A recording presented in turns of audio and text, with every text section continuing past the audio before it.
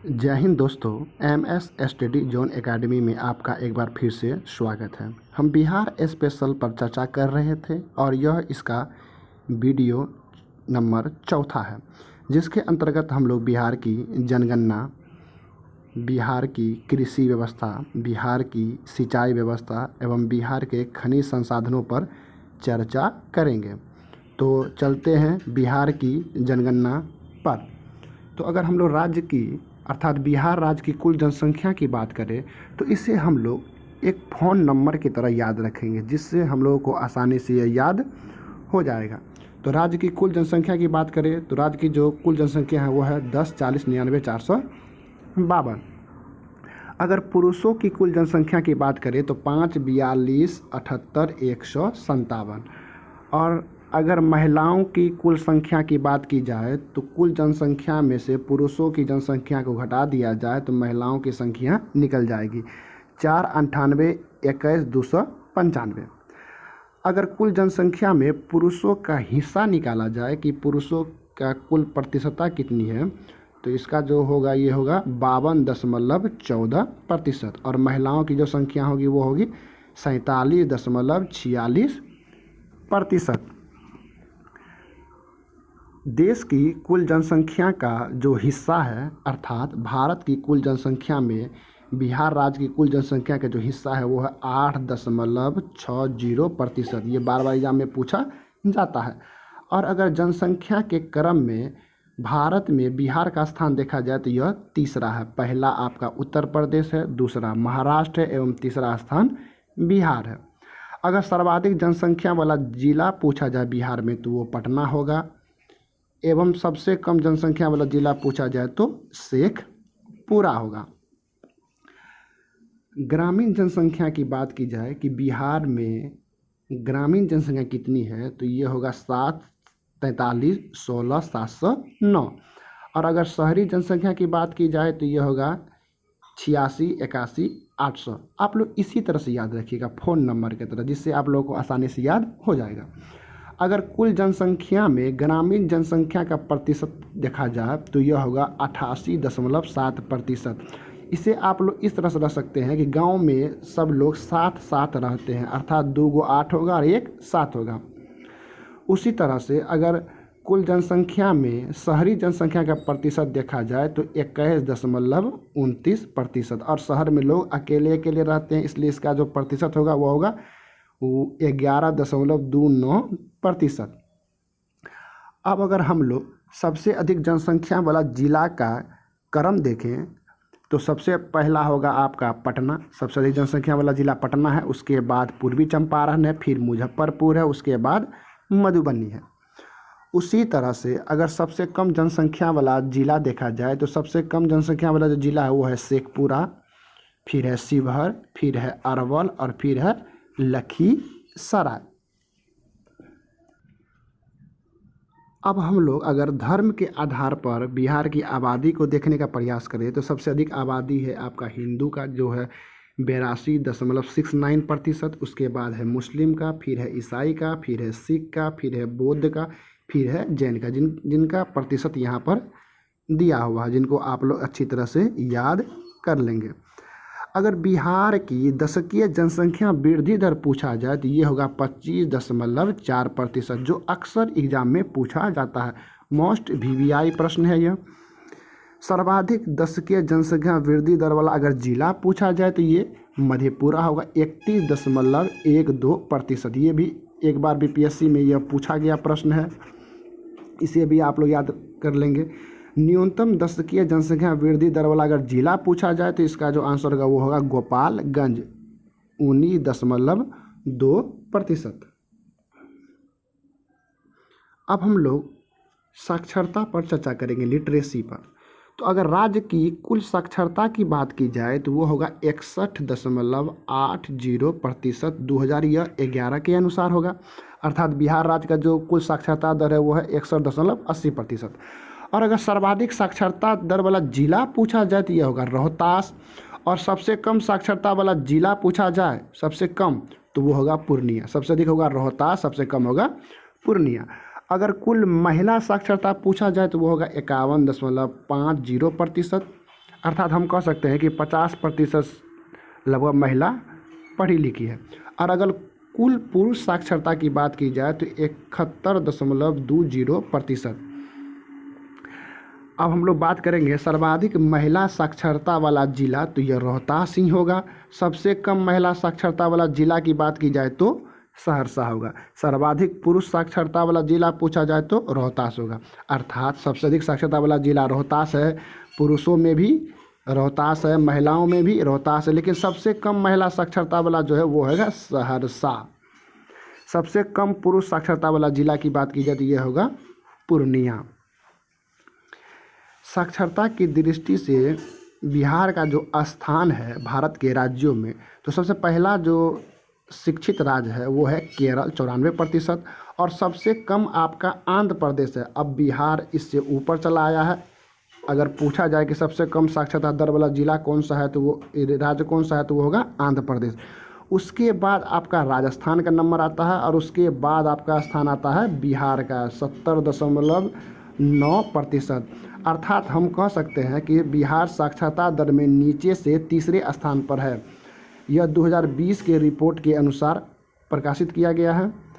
तो अब बिहार सबसे कम साक्षरता दर वाला राज्य नहीं रहा है। सबसे कम साक्षरता दर वाला राज्य आंध्र प्रदेश है, उसके बाद राजस्थान है, उसके बाद बिहार है।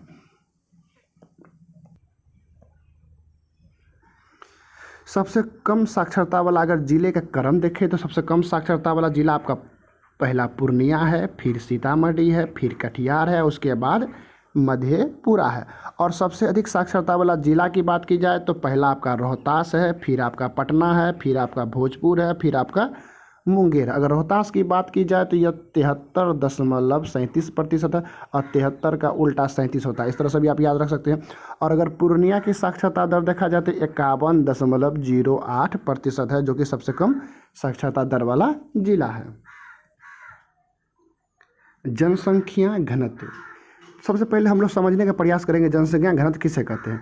किसी भौगोलिक क्षेत्र में रहने वाले लोगों की संख्या को ही जनसंख्या घनत्व कहते हैं। अर्थात जनसंख्या घनत्व बराबर होगा कुल आबादी बटे कुल क्षेत्रफल। अर्थात हम कह सकते हैं कि अगर ये एरिया है, इस एरिया में निवास करने वाले लोगों की जो कुल संख्या है वही उसकी जनसंख्या घनत्व कहलाती है। ये बार बार पूछा जाता है सूत्र कि जनसंख्या घनत्व बराबर क्या होता है, तो कुल आबादी बटा कुल क्षेत्रफल। अगर हम लोग राज्य की कुल जनसंख्या घनत्व की बात करें बिहार राज्य की, तो 1106 व्यक्ति प्रति वर्ग किलोमीटर। अर्थात हम कह सकते हैं कि 1 वर्ग किलोमीटर में 1106 व्यक्ति निवास करते हैं। सर्वाधिक जनसंख्या घनत्व वाला जिला की बात की जाए तो शिवहर होगा 1880 प्रति वर्ग किलोमीटर। और अगर सबसे कम जनसंख्या घनत्व वाला जिला की बात की जाए तो वो होगा कैमूर 488, मतलब 488 व्यक्ति प्रति वर्ग किलोमीटर। जनसंख्या घनत्व में बिहार का भारत में राज्यों में प्रथम स्थान है, उसके बाद आपका पश्चिम बंगाल है। परंतु केंद्र शासित प्रदेश और राज्य दोनों को जोड़ दिया जाए तो सबसे अधिक जनसंख्या जो घनत्व है वो है दिल्ली का 11,320। अगर सिर्फ राज्य में पूछा जाए तो बिहार अपना नंबर 1 है, लेकिन अगर केंद्र शासित प्रदेश और राज्य दोनों को मिला दिया जाए तो दिल्ली इसमें नंबर 1 है। और दिल्ली का जनसंख्या घनत्व है 11,320 व्यक्ति प्रति वर्ग किलोमीटर। लिंगानुपात का जो तात्पर्य है किसी क्षेत्र विशेष में पुरुष एवं स्त्री की संख्या के अनुपात को ही लिंगानुपात कहते हैं। प्रायः किसी भौगोलिक क्षेत्र में प्रति 1000 पुरुषों के मुकाबले स्त्रियों की संख्या को ही इसका लिंगानुपात कहते हैं। अर्थात 1000 पुरुष पर महिलाओं की कितनी संख्या है इसे ही हम लोग लिंगानुपात कहते हैं।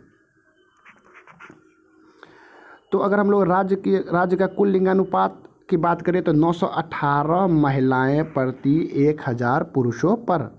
और सर्वाधिक लिंगानुपात वाला जिला की बात की जाए तो यह गोपालगंज होगा 1028 महिलाएं प्रति 1000 पुरुषों पर। और सबसे कम लिंगानुपात की बात की जाए तो यह होगा मुंगेर 876 महिलाएं प्रति 1000 पुरुषों पर। लिंगानुपात में बिहार का भारत में स्थान 25वां है एवं सर्वाधिक लिंगानुपात आप सबको पता होगा केरल का है 1084 महिलाएं प्रति 1000 पुरुषों पर। शिशु लिंगानुपात 0 से 6 वर्ष के आयु वाले बच्चों के लिए। तो 2011 के अनुसार कुल जनसंख्या में शिशु का जो लिंगानुपात है वो है 935। याद रखिएगा, अगर पूछा जाए शिशु लिंगानुपात कितना है तो यह 935 है। 2011 जनगणना में जिला का सर्वाधिक शिशु लिंगानुपात किशनगंज में है जो कि 971 है, एवं सबसे कम शिशु लिंगानुपात मुंगेर का है। ये याद रखिएगा कि बिहार राज्य का शिशु लिंगानुपात कितना है तो 935 है। सबसे कम किसका है तो किशनगंज, सबसे अधिक किसका है तो किशनगंज का, और सबसे कम किसका है तो मुंगेर का। 0 से 6 वर्ष समूह में शिशु जनसंख्या का प्रतिशत 2011 में 0 से 6 आयु समूह की शिशु जनसंख्या कुल जनसंख्या का 18.38% है। अर्थात शिशु की जो जनसंख्या है वह कुल जनसंख्या का 18.38% है। अब अगर हम लोग अनुसूचित जाति की जनसंख्या की बात करें तो 2011 के अनुसार राज्य की कुल जनसंख्या का 15.9% अनुसूचित जाति की जनसंख्या है, और सर्वाधिक अनुसूचित जाति की आबादी का बात की जाए तो यह गया में है, और न्यूनतम अनुसूचित जाति अर्थात एससी की आबादी वाला जिला पूछा जाए तो किशनगंज है। एक बार फिर से हम चर्चा करते हैं कि सर्वाधिक अनुसूचित जनजाति कहाँ है तो गया में, और सबसे कम कहाँ है तो किशनगंज में, और इनका कुल प्रतिशत कितना है तो 15.9%। अब अनुसूचित जनजाति अर्थात एसटी की बात की जाए तो एसटी का जो जनसंख्या है वह 2011 की जनगणना के अनुसार कुल जनसंख्या का 1.3% है। अर्थात बिहार में एसटी की जो जनसंख्या है वो है 1.3%। सर्वाधिक अनुसूचित जनजाति एसटी की आबादी वाला जिला पूछा जाए तो यह होगा आपका कटिहार, और न्यूनतम अनुसूचित जनजाति की आबादी वाला जिला पूछा जाए तो ये होगा आपका शिवहर। अब हम लोग बिहार में खनिज संसाधन पर चर्चा करेंगे। कुछ समय पहले तक बिहार खनिज संपदा की दृष्टि से अग्रणी राज्य था, परंतु 2000 में विभाजन के बाद खनिज संपदा वाला अधिकांश हिस्सा झारखंड में चला गया। वर्तमान में बिहार में पाए जाने वाले प्रमुख खनिज में आपका चीनी मिट्टी है, पायराइट है, चूना पत्थर है, स्लेट है, सोना है, सोरा है तथा सजावटी ग्रेनाइट एवं क्वार्ट्ज आदि हैं। अगर हम लोग इनके प्राप्ति स्थल की बात करें तो मैग्नीज की बात करें तो मैग्नीज आपका मुंगेर एवं गया में अधिकांश मात्रा में पाया जाता है। कोयला औरंगाबाद में पाया जाता है। चूना पत्थर रोहतास एवं कैमूर के पठार में पाया जाता है। गंधक की बात की जाए तो यह रोहतास का अंजोर में पाया जाता है। और अगर हम लोग सिलेमेनाइट की बात की जाए तो यह गया जिले में पाया जाता है। और अगर सीसा की बात की जाए तो यह भागलपुर में। मोस्ट VBI है कि सीसा सर्वाधिक मात्रा में कहाँ पाया जाता है तो भागलपुर में। और अगर बॉक्साइट की बात की जाए तो यह मुंगेर के खड़गपुर की पहाड़ियों, खपड़ा, मेरा, देंता और सारण में पाया जाता है, एवं रोहतास जिले में भी बॉक्साइट पाया जाता है। बेरिलियम की बात की जाए तो यह गया एवं नवादा में पाया जाता है। टीन की बात की जाए तो ये सर्वाधिक मात्रा में गया में, देवराज एवं चकखंड में पाया जाता है। और अगर चीनी मिट्टी की बात की जाए तो ये सर्वाधिक मात्रा में भागलपुर में पाया जाता है। और भागलपुर में कसरी में, पत्थर घाटा में, सुमुखिया में, झरना में, हरंकारी में, और अगर बांका में बात की जाए तो कटोरिया एवं मुंगेर में भी सर्वाधिक मात्रा में चीनी मिट्टी पाई जाती है। कुछ अन्य खनिज संसाधन की बात की जाए तो डोलामाइट आपको रोहतास के बंजारी में पाया जाता है। लिथियम आपका गया में पाया जाता है। कांच पत्थर आपका भागलपुर जिला में पाया जाता है। सीसा भी सर्वाधिक मात्रा में यहीं पाया जाता है। पेट्रोलियम की बात की जाए तो बिहार के पूर्णिया, कटिहार के निकटवर्ती क्षेत्रों में भी संभावित इसके भंडार हैं। और अगर पायराइट की बात की जाए तो ये आपका रोहतास में, सोन नदी की घाटी में, बंजारी तथा कोरियाई क्षेत्रों में पाया जाता है। और अगर क्वार्ट्ज की बात की जाए तो यह जमुई में सर्वाधिक मात्रा में पाया जाता है। तो ये बिहार के प्रमुख खनिज एवं उनके उत्पादक स्थल थे जिनसे एग्जाम में अक्सर प्रश्न पूछे जाते हैं। अब हम लोग बिहार में कृषि व्यवस्था पर चर्चा करेंगे। जिनसे एग्जाम में अक्सर प्रश्न पूछे जाते हैं। बिहार एक कृषि प्रधान राज्य है, यही बार बार पूछा जाता है कि बिहार एक ऐसा राज्य है तो कृषि प्रधान राज्य है, और इसकी जो 76 से 80% जनसंख्या अभी भी कृषि क्षेत्र पर ही निर्भर है। और राज्य की जीडीपी में कृषि का योगदान की बात की जाए तो यह 18 से 19% योगदान अभी भी कृषि क्षेत्र का है। बिहार की अर्थव्यवस्था किस पर आधारित है? यह कृषि पर आधारित है। और बिहार की कुल भौगोलिक क्षेत्र लगभग 93.7 लाख हेक्टेयर है, जिसमें से केवल 56.03 लाख हेक्टेयर पर खेती होती है। ये बहुत बार एग्जाम में पूछा जाता है कि बिहार के कितने भाग पर खेती की जाती है, 56.03%, 56.03 लाख हेक्टेयर पर ही खेती की जाती है। राज्य में लगभग 79.46% अर्थात लगभग 80 लाख हेक्टेयर भूमि कृषि योग्य है। अर्थात हम अगर इसे एग्जैक्ट डाटा में नहीं, लगभग में अगर बात करें तो बिहार में कृषि योग्य भूमि 80% से अधिक है, और शुद्ध बोया गया क्षेत्र लगभग 57% से भी अधिक है। अगर हम लोग बिहार में फसल की बात की जाए तो बिहार में रबी की फसल उगाई जाती है, खरीफ की फसल उगाई जाती है और जायद की फसल उगाई जाती है। अगर बिहार की मुख्य फसल की बात की जाए तो रबी की फसल, इसका ट्रिक है अन्नमा। ये बहुत बार एग्जाम में पूछा जाता है। रबी की फसल का ट्रिक क्या है? अन्नमा, अर्थात अ से होगा आपका अक्टूबर और नौ से होगा नवंबर, अर्थात ये अक्टूबर नवंबर में बोई जाती है। और हम लोग जानते हैं बिहार में अक्टूबर नवंबर में जाड़े होता है, इसीलिए रबी की फसल को हम लोग जाड़े की फसल भी कहते हैं। एवं मो और आकर आ से होगा मार्च एवं अप्रैल में काटी जाती है। अर्थात हम कह सकते हैं कि अन्नमा का जो फुल ट्रिक है कि अक्टूबर नवंबर में बोई जाती है और मार्च अप्रैल में काटी जाती है। और अक्टूबर नवंबर में जब बोई जाती है तो हम जानते हैं उस समय काफ़ी ठंड रहती है, इसलिए रबी की फसल को हम लोग जाड़े की फसल भी कहते हैं। और बहुत बार एग्जाम में पूछा जाता है कि रबी की फसल का उदाहरण, तो गेहूँ, जो जिसको जई बोलते हैं, चना, मटर, सरसों, आलू, राई, सोयाबीन, मशरूम, तोरिया, लाही, राई और सरसों, पीली सरसों, अलसी, कुसुम, बसरी, मशरूम आदि। ये बहुत बार एग्जाम में पूछा जाता है, इसलिए इसे आप लोग अच्छी तरह से याद कर लें। इसका ट्रिक क्या है? तो अन्नमा। अब खरीफ की फसल की बात की जाए तो इसका ट्रिक है जूजू नदी। तो इसका मतलब ये हुआ कि ये जून जुलाई के माह में बोया जाता है, अर्थात हम लोग जानते हैं जून जुलाई में बिहार में वर्षा होती है, इसलिए इसे वर्षा की फसल भी कहा जाता है। एवं नदी, जूजू का अर्थ होता है जून जुलाई और नदी का अर्थ होता है नवंबर दिसंबर, अर्थात इसे नवंबर दिसंबर में काट लिया जाता है। अर्थात एक तरफ से बोला जाए तो खरीफ की फसल जून जुलाई में बोई जाती है और नवंबर दिसंबर में काटी जाती है। और इसके अगर प्रमुख उदाहरण की बात की जाए तो आपका धान होगा, गन्ना होगा, तिलहन होगा, ज्वार होगा, बाजरा होगा, मक्का होगा, अरहर होगा। तो इसे आप लोग अच्छी तरह से याद कर लीजिएगा, क्योंकि सबसे ज़्यादा इससे एग्जाम्पल से ही प्रश्न पूछे जाते हैं कि गेहूँ किस फसल का उदाहरण है तो रबी फसल का, धान किस फसल का उदाहरण है तो खरीफ फसल का, और ये कब बोई जाती है, इसका ट्रिक आप लोग अच्छी तरह से याद रख लीजिएगा। जायद की फसल, यह फसल मई जून में बोई जाती है और जुलाई अगस्त में काटी जाती है। और इसके उदाहरण की बात की जाए तो शाही होगा, मकई होगा, ज्वार होगा, जूट होगा एवं मरवा होगा।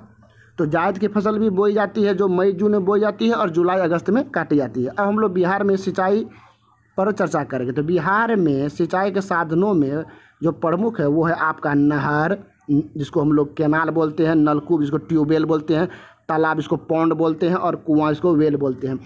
तो बिहार आर्थिक समीक्षा के अनुसार बिहार में नहरों से कुल सिंचित क्षेत्र आपका 27.47% है नहर से, और नलकूप से अगर बात की जाए तो 61.39% भाग पर नलकूपों से सिंचाई होती है, तथा तालाब एवं अन्य साधनों से 11.14% भाग पर सिंचाई होती है। अर्थात हम कह सकते हैं कि बिहार में सिंचाई का जो प्रमुख साधन है वो है नलकूप, क्योंकि बिहार में सबसे अधिक सिंचाई नलकूप से ही होती है, 61.39%। नलकूपों से लगभग 30% क्षेत्र की सिंचाई हो जाती है। बिहार का कुल क्षेत्रफल का 30% सिंचाई आपके नलकूपों से ही हो जाती है, एवं कुआं, तालाब एवं अन्य साधनों से संयुक्त रूप से 30% भाग पर सिंचाई होती है। और बिहार की सबसे बड़ी सिंचाई परियोजना की बात की जाए तो यह गंडक परियोजना है, जो कि बिहार एवं उत्तर प्रदेश की संयुक्त परियोजना है। यह बहुत बार एग्जाम में पूछा जाता है कि बिहार एवं उत्तर प्रदेश की संयुक्त परियोजना कौन सी है, तो गंडक परियोजना है। इसी के साथ आज के सेशन को समाप्त करते हैं। मिलते हैं अगले वीडियो में। इस वीडियो को देखने के लिए धन्यवाद। जय हिंद, जय भारत।